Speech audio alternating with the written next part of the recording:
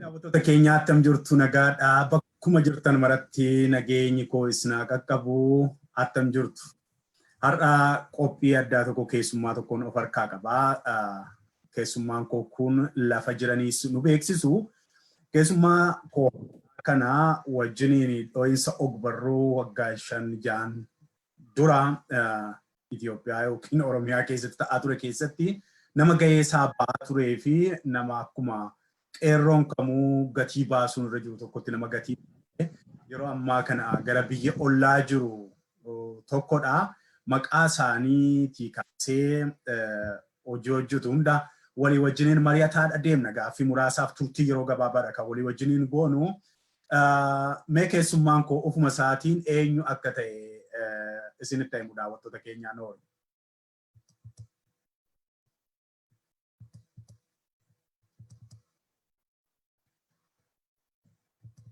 Obbo DIINYAS tarii Obbo DIINYAS tole jettee dhiyaachuu keetiif galatoomii ammasii tarii neetwoorkii waa tokko nu jalaa godheera amma kana daawwattoota koo wajjiniin mee wal barii maqama keerraa ka'eeti.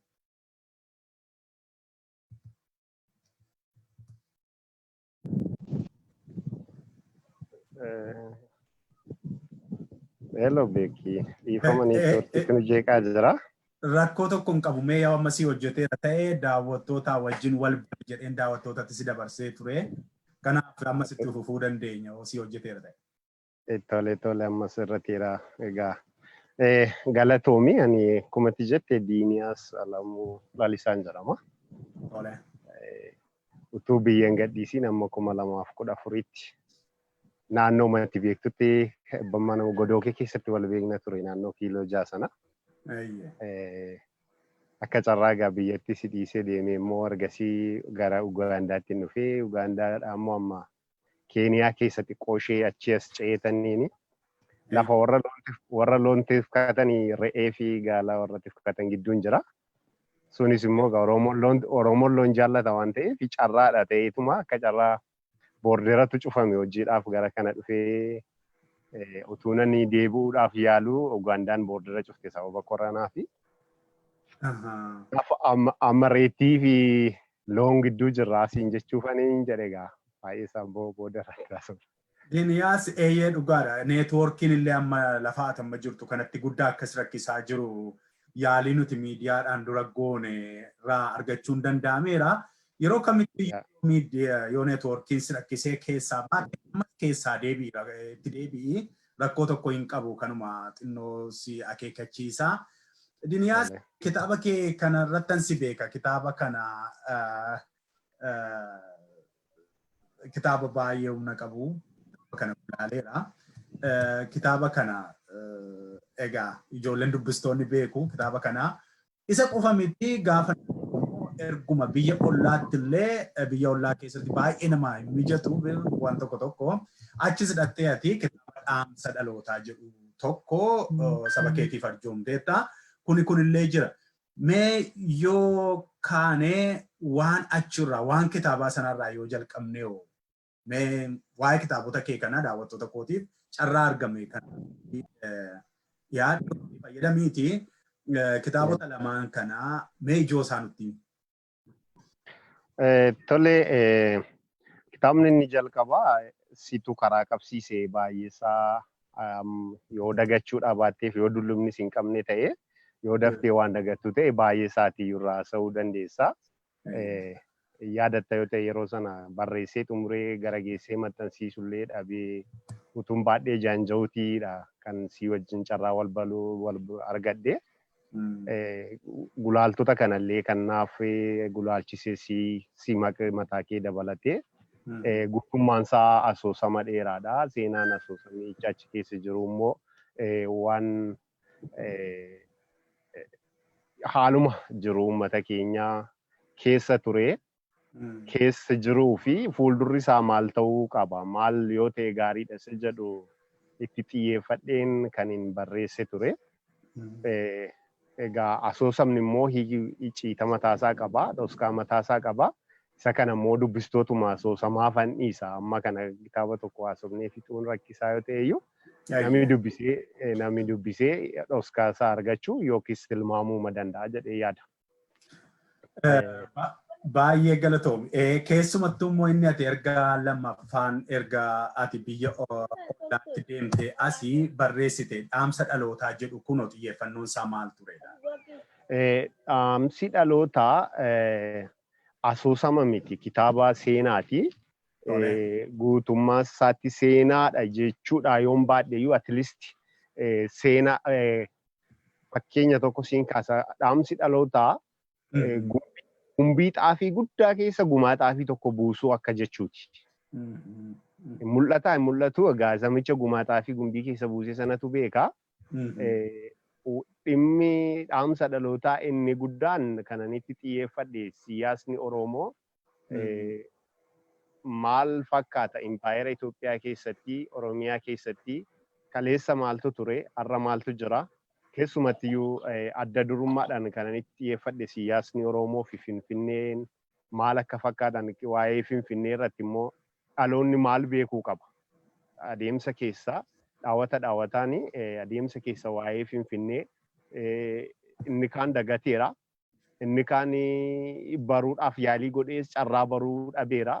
Amma kana haa deebi'u malee waggoota murtaa'een dura bakkee amma piyaasaa jedhamu maal jedhamattee Oromoo guddaa isaa gaafattee piyaasaadha yookiin goorgisiidha siin jechuu danda'a. Maaliif maqaan inni birbirsa gooroo maali jedhu Oromoon duritti moggaasu kun hundi isaa dhokateera waan ta'eef ani waggoota achi keessa jiraadhees namoota dookimentii walitti qabanirraa simataa kee dabalatee amma hin danda'ee ragaa walitti qabadhee wantoota siyaasa qabatamaan hin argee fi seenaa jiru amma tokko walitti fidee warra kaaniif ka'umsa ta'aa laata. Yoon kana gumaachi warra waa'ee Finfinnee barreessuu barbaadaniif, waa'ee Finfinnee baruu barbaadaniif, qorannaa gaggeessuu barbaadaniif tarii ka'umsa ta'uu danda'a laata waan jedhu gumaacha mataa kooti dhaamsi dhalootaa. Nan yaadadha keessumattuu kitaaba keessa jalqabaa sana keessatti wal qabatee rakkinoonni akka turanii naannoo hojii keetti waan doorsifni tokko akka ture kun illee booda keessa sababii mayyuu ta'ee biyyaayyuu deemte gara ollaatti baqatte. Mee haalota sana daawwattuu tokko haaluma ture waliigalatti immoo haaluma waan Finfinnee kana waan ati katabde kana asoosama sana keessattis quuqqaadha kan ati barreessite yeroo sana waa'ee quuqama dhaloonni itti jiru miidhama achi keessa sabni sun itti jirudha kan ati barreessite.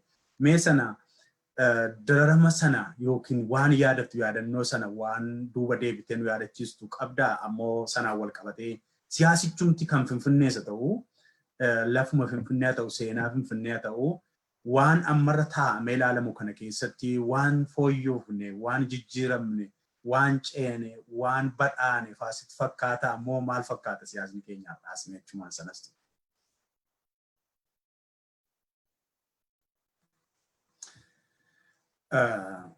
Daawwattoota keenya akkanatti mul'ataa jiru fakkaata neetwoorkiin xiqqoo rakkisaa jira haa ta'u malee akkuma inni deebi'ettan haasaa dandeenya nama haasofnaa. Deebi'eera.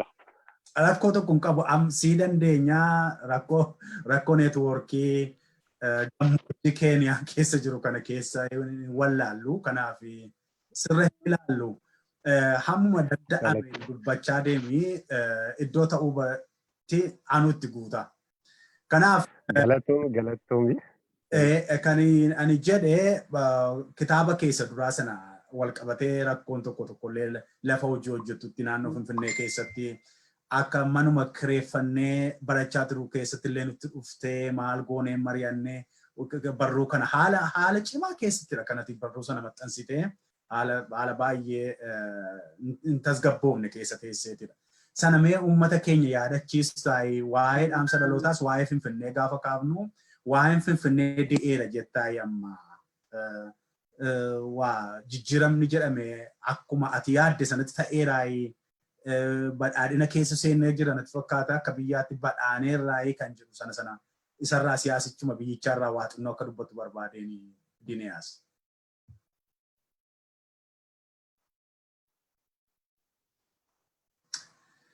ammas daawwattoota keenyaa homaa hin taane waan muuziqaa boodanii isin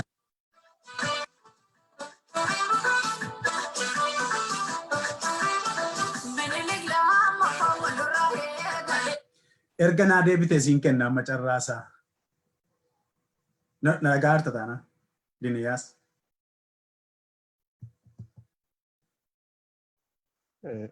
Haa ta'u yaarraa keessumaa egaa duumessatu jira gammoojjii keessa kanaaf neetwoorkiinis rifachuun oolu malee akkas ta'ee hin beeku. Yeroo sana rakkina guddaatu ture dhugaadha akka tokko yaadatta oomun tokko posiitiivuu yaaleera.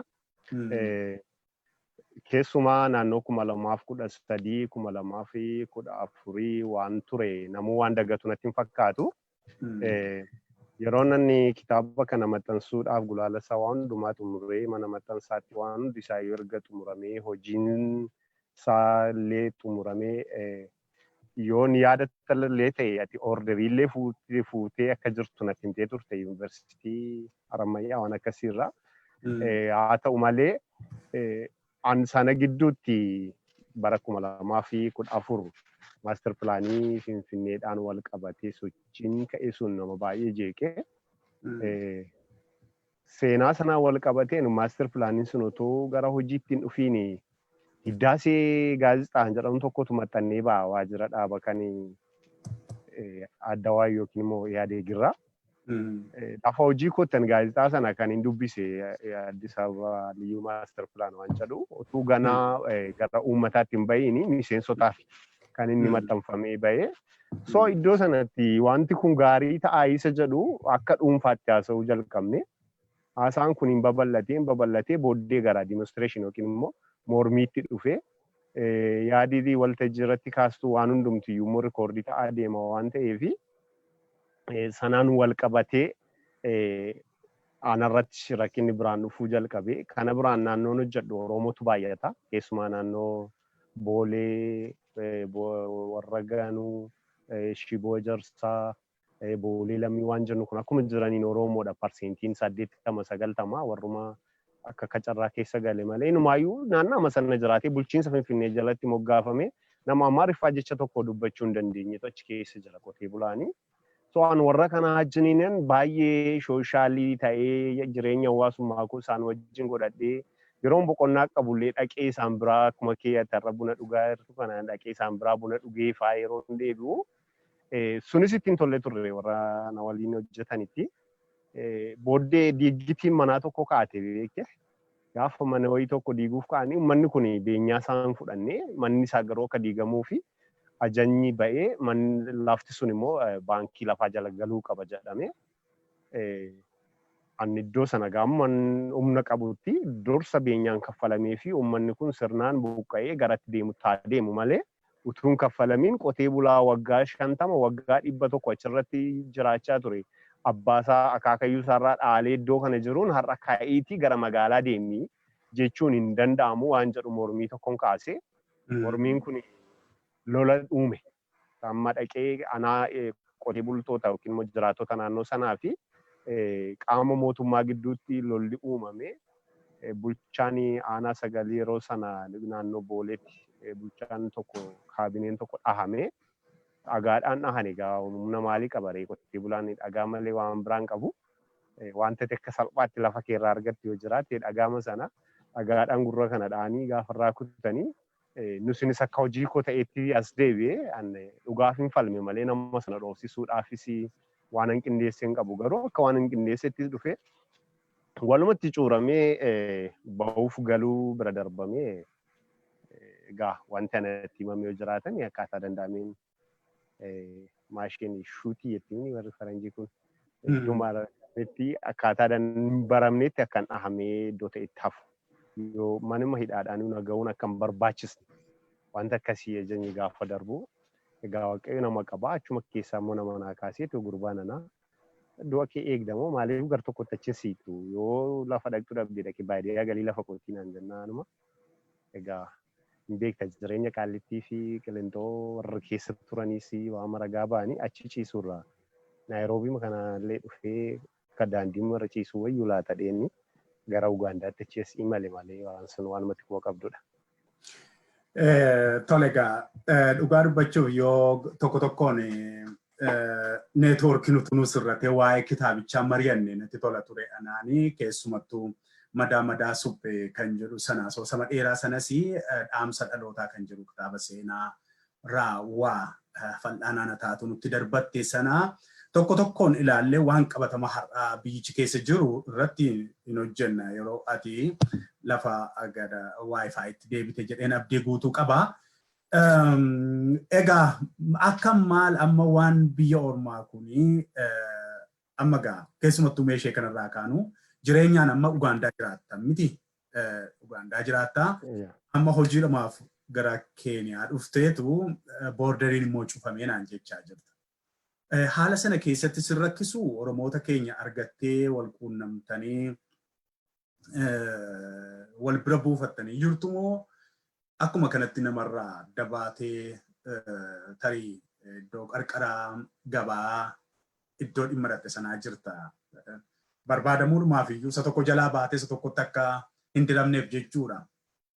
Maal keessa jirta namoota bebbeektu ijoollee keenya namoota Keenyaa keessa jiran wal dubbistaniittu moo haalli ammaa kun akkamittiin jabaatu kanaan wal qabatee immoo waan koovidii kun jira akkuma ammayyuu jette sababiin daangaa cufinsaa sun waan koovidiiti. Vaayirasiin kunis yeroo ammaa mata duree dubbii addunyaa kanaa ta'eera.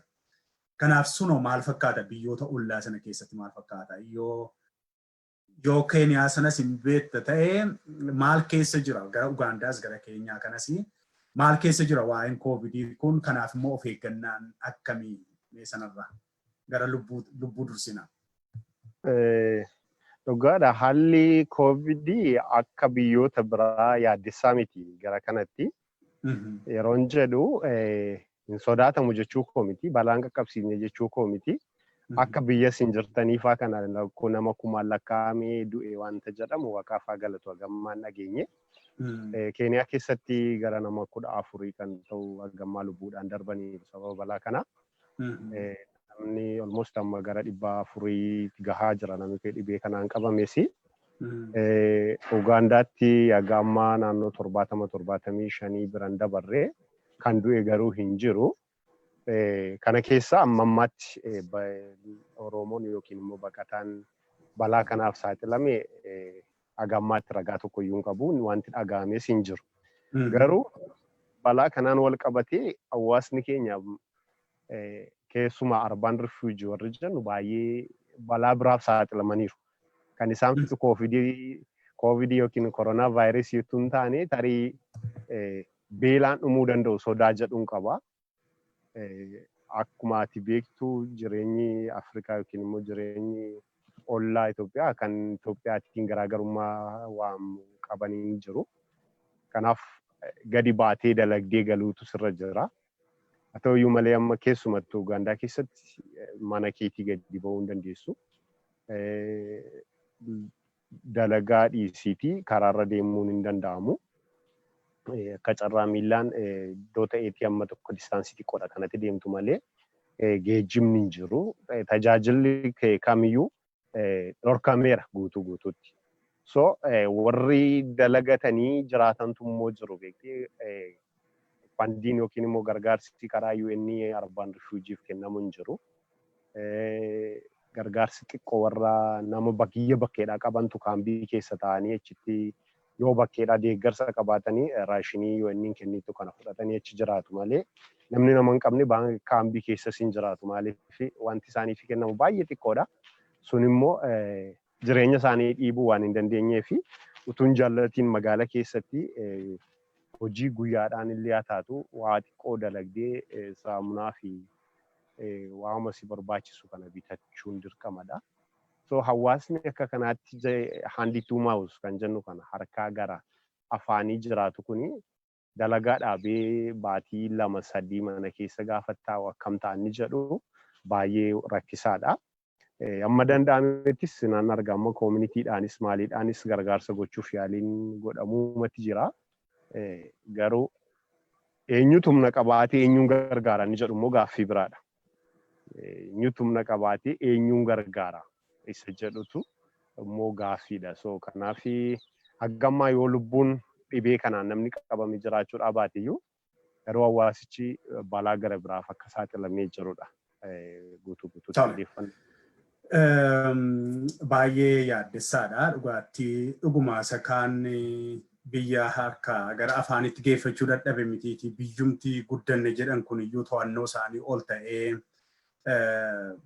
kasaaraa dinagdee guddaa keessa akka jiranitti gabaasa adda addaa miidiyaan wacaa jira biyya alaa kanaallee. Kanaaf kaampaanonni hundumtuu kaampaanonni gurguddoonni hojjetoota kumootaan qacaranii qaban yeroo ammaatti cufamaniitu hojjettoonni waan hojjetan dhabanii rakkina guddaa keessa jiru. Biyyuma guddaa jedhamu biyya nuti keessa jiru kana keessa rakkoo akkasiitu jira. Kun immoo keessumattuu gara biyyoota Afrikaa keessatti akka malee nama yaaddessa akkuma tammaa yaaddoftu kana. Mee immoo maaliif baqattoonni keessumattuu qomoon Oromoo taatanii Ugaandaa keessas Keenyaa keessas kan jiraatanii yerootti namni baay'een Oromoo baay'een gara biyyaatti galaa jiru kana keessatti maaliif gara Oromiyaatti immoo hin deebine? Maaliif gara qeebbaa keessaniitti hin deebine? Biyyuma abbaa keessaniitti maaliif hin deebine yeroo amma carraa amma argamte kanaan? Gaaffii bareedaadha.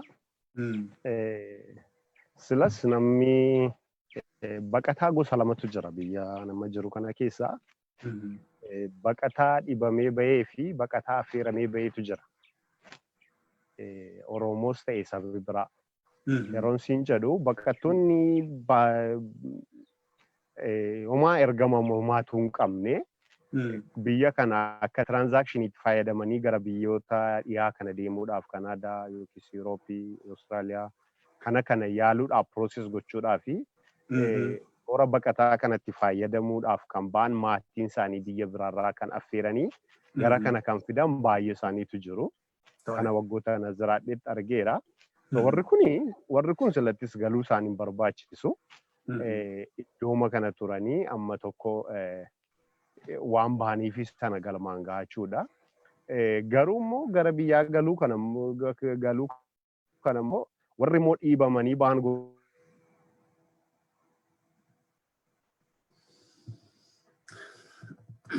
egaan daawwattoota keenya xiqqoo qabantu jiru dabalatee. Rakkisaa jira. Galtuu maaltu jijjiira yookiis immoo gaaraantii akkamiitiin kalis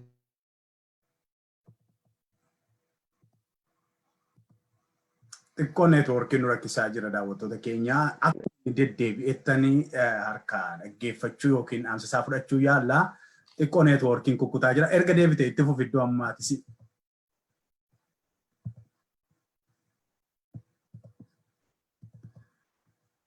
Xiqqoo nu rakkisaa jirti. Daawwattoota keenya nu obsaa haalota naannoo sana jiru gaaffii ani gaafadhee. Maaliif carraan amma argame kun biyya galchuu nama dhowwa hin fakkaatu haalli biyyaa itti quufuu baannus maaliif hin galle kan jedhuni Diinyaasii fi gaaffii dhiyeesse sila itti fufee gaaffii lamaan tokko nan qaban ture.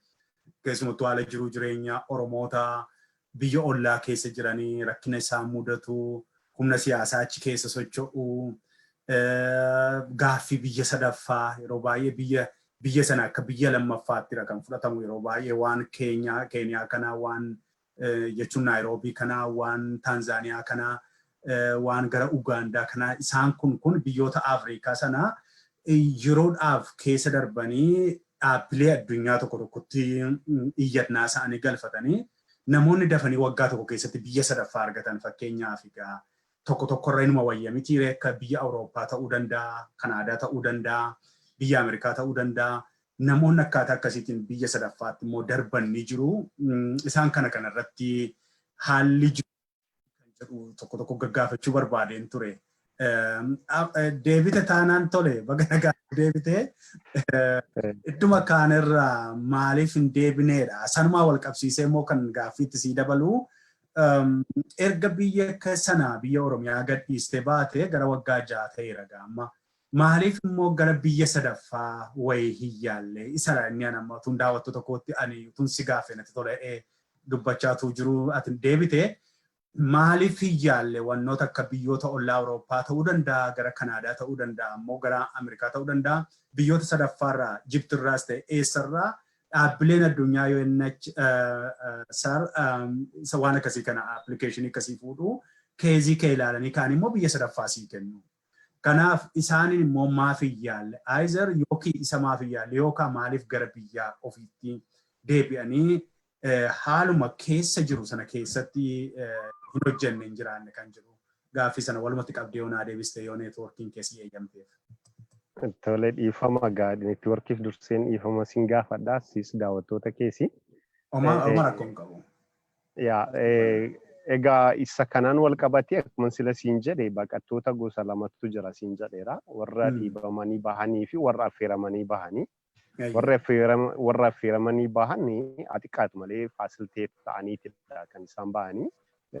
Geejjibni kennamee fi asittis wanti isaan itti jiraatan alarraa karaa garaa deeggarsi godhameefiiti aga guyyaasii gara biraatti imalaniitti akka kanaattidha kan isaan jiraatanii. Garuu warri anaaf warri akka kootii affeerraadhaan miti kan baane gara biyya sadaffaa deemuudhaafis abjuu godhannee miti kan baane yeroo sana lubbuudhuma turfachuudhaaf filannoon keenya maal ta'a as yoo turre asirra yookiin immoo asirra immoo yoo gara kana biyya gara ollaatti achi ceene yoo isa jedhu kana akka filannootti qabannee dhufne malee imala gara biraa sagantaa isaas yookiin abjuusaa qabaannee miti kan baane. Kanaaf erga as dhufnee an akka kootti warri biyya galanii deebi'an jiru. Biyyatti galuudhaaf yeroo 2-3 yaalii godheen ture. Erguma haalli jijjiiramaa kun dhufee yeroo jalqabaas yeroo lammaffaas yeroo sadaffaas waanuma gara biyyaatti na geessu caalaa hinumaayyuu isa duraa caalaa kan achi na dhiibutu baay'ate tokko dhuunfaadhuma kootiin humnan kaleessa qabu farra qabu wal qabsiise biyyoo galuudhaaf lammaffaa haalumti biyyichaas qixa eegne sana hin jiru iddoo abdannee sana hin jiru. Joortuma ta'uutti isa jedhu dhaqxee galtee ammas kan biraa keessa lixu isa jedhu sanatu haamilee nu dhoowwate.